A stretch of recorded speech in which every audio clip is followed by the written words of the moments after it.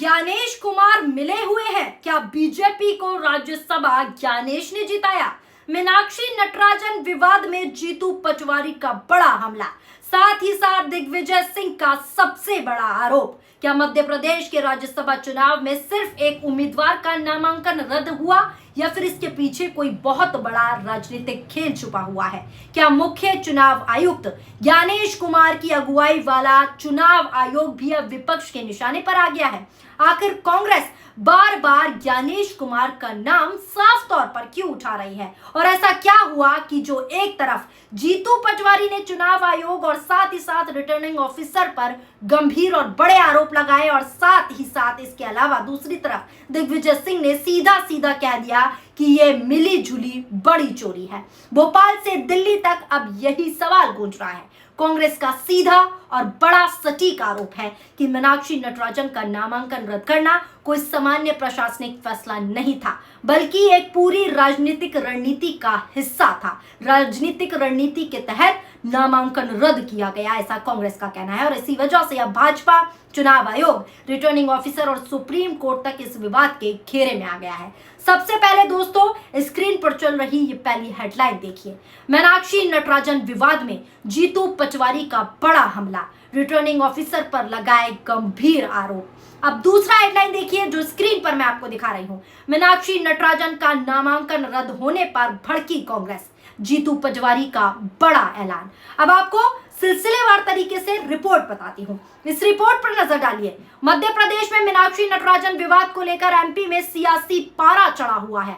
Congress BJP पर लगातार हमलावर है और अब जीतू पटवारी ने चुनाव आयोग और रिटर्निंग ऑफिसर पर बड़े बड़े गंभीर आरोप लगाए हैं। जीतू पटवारी ने इस संदर्भ की एक पोस्ट जो है सोशल मीडिया पर शेयर की है, बाकायदा वीडियो भी शेयर हुआ है। इस पोस्ट में वो रिटर्निंग ऑफिसर के रवैये को लोकतंत्र पर काला धब्बा बताते हुए बड़े गंभीर आरोप लगा रहे हैं। बता दें कि मीनाक्षी नटराजन केस में दिल्ली में कांग्रेस की प्रेस कॉन्फ्रेंस चल रही थी। तस्वीर में आपको प्रेस कॉन्फ्रेंस की दिखा रही हूं। ये तस्वीर है दिल्ली में प्रेस कॉन्फ्रेंस की है, जिसमें जीतू पटवारी ने बयान दिया है।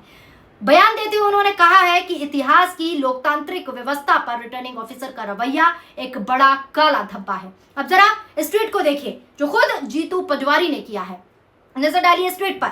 मीनाक्षी नटराजन जी के नामांकन मामले में जो रिटर्निंग ऑफिसर हैं उसकी पृष्ठभूमि संघ की है। इससे पहले जब एक विधायक ने सदस्यता ली थी तब भी उनकी भूमिका संदिग्ध थी। इसके आगे जीतू पटवारी अपने पोस्ट में लिखते हैं कि कल जब बीजेपी के 3 राज्यसभा सांसद चुने गए तो रिटर्निंग ऑफिसर सुबह 8:30 पर यानी कि 8:30 बजे ही ऑफिस पहुंच गए थे, लेकिन जब हम उम्मीदवारी निरस्त करने के विरोध में भोपाल चुनाव आयोग ऑफिस के सामने बैठे रहे, वहीं सोए तो कोई संज्ञान नहीं लिया गया और हमसे साफ तौर पर यह कह दिया गया कि रिटर्निंग ऑफिसर सुबह 11 बजे मिलेंगे। यानी जिस तरह से रिटर्निंग ऑफिसर ने रवैया अपनाया वो लोकतंत्र पर काला धब्बा है। काला धब्बा का शब्द इस्तेमाल किया है जीतू पटवारी ने लोकतंत्र के लिए। इसी मामले पर के.सी. वेणुगोपाल जी के नेतृत्व में हमारा प्रतिनिधिमंडल आवेदन लेकर दिल्ली स्थित केंद्रीय चुनाव आयोग के ऑफिस भी गया था, मगर हमारे उस आवेदन पर ना संज्ञान लिया गया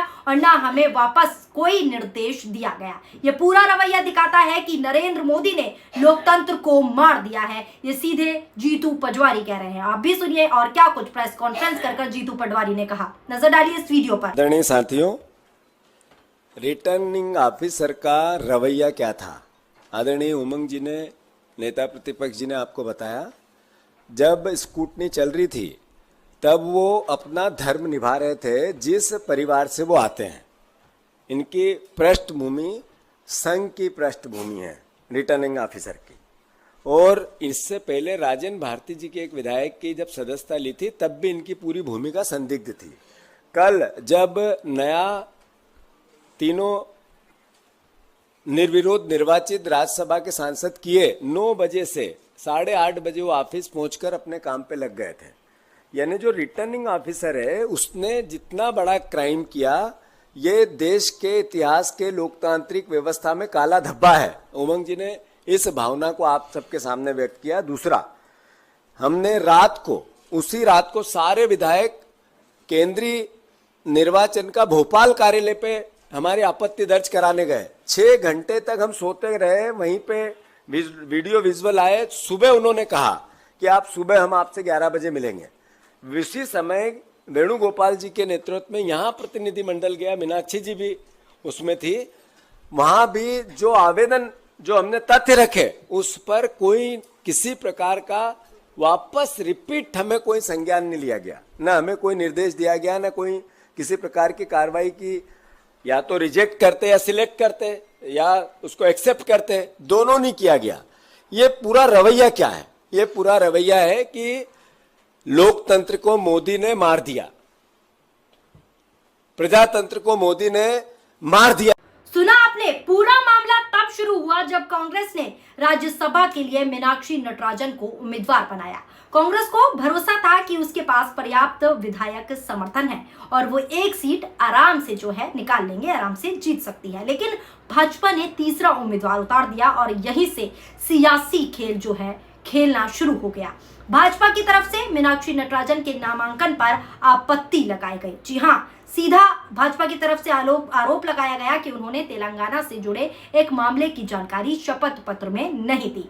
और इसी पर कांग्रेस का दावा बताती हूँ। कांग्रेस का दावा है कि ना कोई चार्जशीट थी, ना कोई सजा हुई थी और ना ऐसा कोई मामला था जिसे कानूनी रूप से घोषित करना अनिवार्य हो। इसके बावजूद भी रिटर्निंग ऑफिसर ने मीनाक्षी नटराजन का नामांकन रद्द कर दिया। कांग्रेस नेताओं का यह साफ कहना है कि यहीं से लोकतंत्र पर जो है हमला शुरू हुआ है और लोकतंत्र की हत्या की जा रही है। एमपी कांग्रेस अध्यक्ष जीतू पटवारी ने कहा कि रिटर्निंग ऑफिसर का रवैया लोकतंत्र के इतिहास पर एक काला धब्बा है, जो रिटर्निंग ऑफिसर ने रवैया अपनाया है नामांकन रद्द करके। उन्होंने ये भी कहा कि उनकी भूमिका पहले भी विवादों में रही है और इस पूरे घटनाक्रम ने लोकतांत्रिक प्रक्रिया पर गंभीर और बड़े सवाल खड़े कर दिए हैं। लेकिन कांग्रेस की नाराजगी सिर्फ रिटर्निंग ऑफिसर तक सीमित नहीं रही। मामला जो है चुनाव आयोग पहुंचा और यहीं से मुख्य चुनाव आयुक्त ज्ञानेश कुमार का नाम भी राजनीतिक बहस का हिस्सा हो गया। ज्ञानेश कुमार भी खतरे के बादल उन पर मंडराने लगे। कांग्रेस नेताओं का आरोप है कि चुनाव आयोग चाहता तो इस मामले में तत्काल हस्तक्षेप कर सकता था, लेकिन ऐसा नहीं हुआ। कांग्रेस का तर्क है कि आयोग ने तेजी नहीं दिखाई और इसी का फायदा सीधा सीधा भाजपा को मिला, यानी मिली जुली चोरी की गई। हालांकि चुनाव आयोग ने इन आरोपों पर जो है कोई सार्वजनिक प्रतिक्रिया नहीं दी, लेकिन कांग्रेस समर्थक लगातार सवाल उठा रहे हैं, लगातार सवाल पूछ रहे हैं कि आखिर इतनी बड़ी संवैधानिक संस्था ने इस विवाद को गंभीरता से क्यों नहीं लिया। जीतू पटवारी ने कहा कि देश की आजादी के बाद ये ऐसा मामला है जो लोगों के मन में बड़े बड़े सवाल उत्पन्न कर रहा है, जो लोगों के मन में सवाल खड़ा कर रहा है कि लोकतंत्र बचेगा या देश तानाशाही की ओर बढ़ रहा है। कांग्रेस के भीतर अब ये नैरेटिव बन रहा है। क्या नैरेटिव बन रहा है? कि भाजपा को राजनीतिक लाभ पहुंचाने के लिए पूरी प्रक्रिया को प्रभावित किया गया, यानी साफ तौर पर मिलजुल कर चोरी हुई। फिर कांग्रेस सुप्रीम कोर्ट पहुंची। उम्मीद थी कि उसी दिन सुनवाई होगी, क्योंकि कुछ ही घंटे बाद पूरी चुनावी प्रक्रिया बदलने वाली थी। लेकिन दोस्तों, यहाँ क्या हुआ? यहीं से विवाद और बड़ा हो गया। कैसे? मैं आपको वो भी बताती हूँ। सुप्रीम कोर्ट ने याचिका स्वीकार की, लेकिन सुनवाई उस दिन नहीं की, अगले दिन के लिए तय कर दी गई। कांग्रेस नेताओं का कहना है कि तब तक बहुत देर हो चुकी थी। भाजपा के तीन उम्मीदवार उतारे गए थे, विरोधी निर्वाचित घोषित हो चुके थे। इसी के बाद दिग्विजय सिंह ने सबसे बड़ा हमला बोला। इस सब के बाद दिग्विजय सिंह ने साफ तौर पर कहा कि जब अदालत को पता था कि कुछ घंटों बाद पूरी प्रक्रिया निष्प्रभावी हो जाएगी, तो उसी दिन सुनवाई क्यों नहीं हुई, अगले दिन सुनवाई क्यों टाल दी गई? क्योंकि अदालत तो सब जानती थी।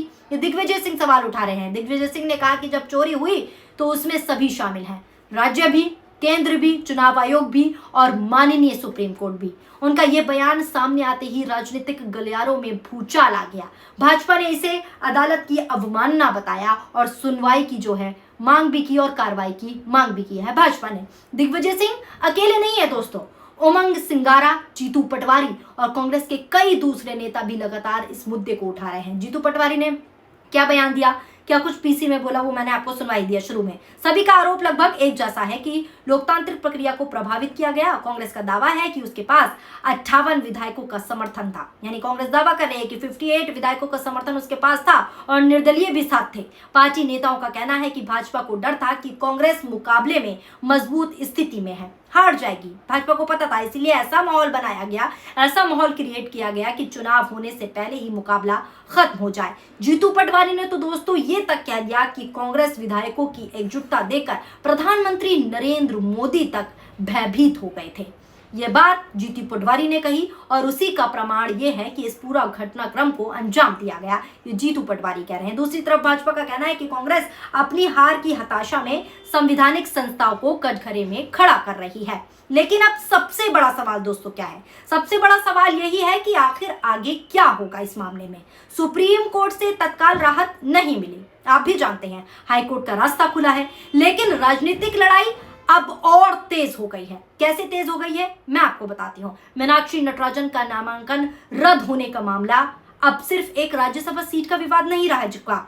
अब ये जो नामांकन रद्द हो गया है, इसमें मुख्य चुनाव आयुक्त ज्ञानेश कुमार का नाम भी उछल रहा है। ज्ञानेश कुमार के नेतृत्व वाले चुनाव आयोग की भूमिका पर भी बड़े सवाल उठ रहे हैं। साथ ही रिटर्निंग ऑफिसर के फैसले पर भी सवाल उठ रहे हैं। सुप्रीम कोर्ट की सुनवाई के समय पर सवाल उठ रहे हैं। सब पर सवाल उठ रहे हैं और ये सवाल उठा रहे हैं कांग्रेस नेता। और सबसे बड़ा आरोप दिग्विजय सिंह की तरफ से आया है, जिन्होंने इसे मिली जुली तो चोरी बताया कि सब संगठन मिलकर मिली जुली चोरी कर रहे हैं। कांग्रेस इसे लोकतंत्र बचाने की लड़ाई कर रही है, जबकि भाजपा इसे हार की हताशा बता रही है। लेकिन इतना जरूर तय है दोस्तों कि मध्य प्रदेश का ये राज्यसभा चुनाव अब राष्ट्रीय राजनीति का सबसे बड़ा मुद्दा बन चुका है और यही चर्चाओं का केंद्र है। आने वाले दिनों में अदालतों, चुनाव आयोग और साथ ही साथ राजनीतिक मंचों पर यही सवाल बार बार गूंजेगा कि आखिर मीनाक्षी नटराजन का नामांकन रद्द होने से सबसे ज्यादा फायदा किसे हुआ और क्या ये सिर्फ एक कानूनी कहूं या प्रशासनिक फैसला था या फिर इसके पीछे कोई बड़ा राजनीतिक खेल छुपा हुआ था।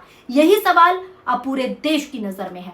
फिलहाल इस खबर को लेकर आपकी क्या राय है, नीचे कमेंट बॉक्स में अपनी प्रतिक्रियाएं जरूर शामिल कीजिएगा। वीडियो पसंद आई हो तो वीडियो को शेयर भी कीजिएगा। शुक्रिया।